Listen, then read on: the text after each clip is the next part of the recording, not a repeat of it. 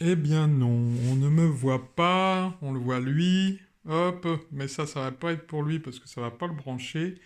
Donc tout à coup je me disais, mais il y en a qui doivent se demander, mais qu'est-ce qu'il va manger ce soir? Alors ce soir, bah j'ai des boîtes super qui mettent sous vide, donc ça me permet quand même d'éplucher des choses et de les garder longtemps. Accessoires vraiment facultatifs, mais c'est vrai que pour moi c'est très très pratique. Donc j'ai de la salade verte. Et puis, j'ai des super asperges du marché.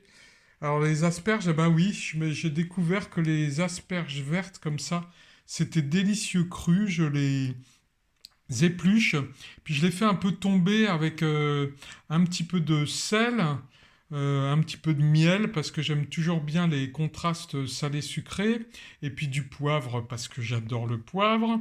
Et puis ma foi, pour accompagner toute cette verdure, eh ben alors celle-là, c'est laquelle? Ah oui, c'est une petite sauce un peu...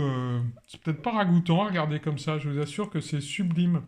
C'est une petite sauce un peu qui fait comme une béchamel un peu mornay, qui a un goût un peu fromagé parce que j'ai mis de l'ail, j'ai mis un peu de muscade et j'ai mis de la levure de bière. C'est super bon, ça y est, j'ai l'eau à la bouche.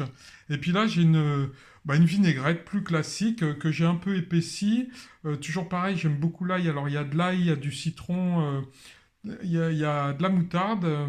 J'ai mis des graines de moutarde. Comme ça picote un peu, ça a un petit effet wasabi.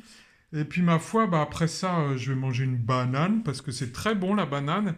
Et puis, comme c'est fait un peu tous les jours, j'ai ces petits macarons là qui sont vraiment succulents. C'est des amandes, des noix du Brésil et des noisettes que j'avais fait tremper, que j'avais déshydraté ensuite, que j'ai mis en farine finalement avec de la banane, j'ai mis des dattes, j'ai mis un petit peu de miel, j'ai mis une pincée de sel bien sûr.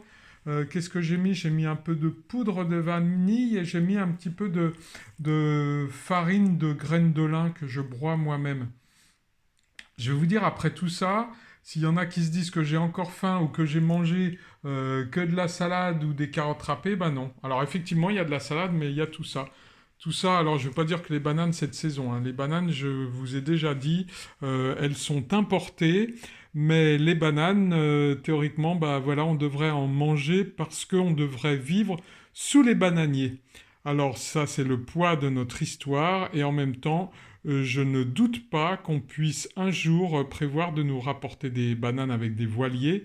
Et en attendant, je vous assure que l'indice carbone, bon bien sûr j'achète les bananes bio, hein, surtout elles ne n'engendrent pas un épandage de chlordécone qui est un pesticide affreux dont la pollution reste pendant des centaines d'années.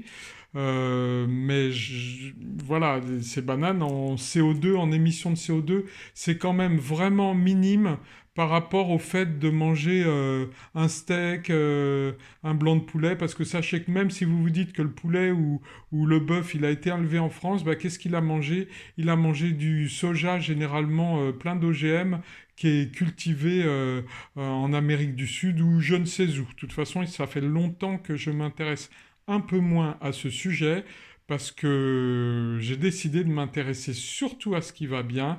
Je me tiens informé de ce qui va pas bien, mais franchement, vu que notre temps est compté, autant s'intéresser à ce qui va très très bien. Alors là, je peux vraiment dire tout de bon et ben je vais vous abandonner parce que là, j'ai vraiment très faim. À très très vite.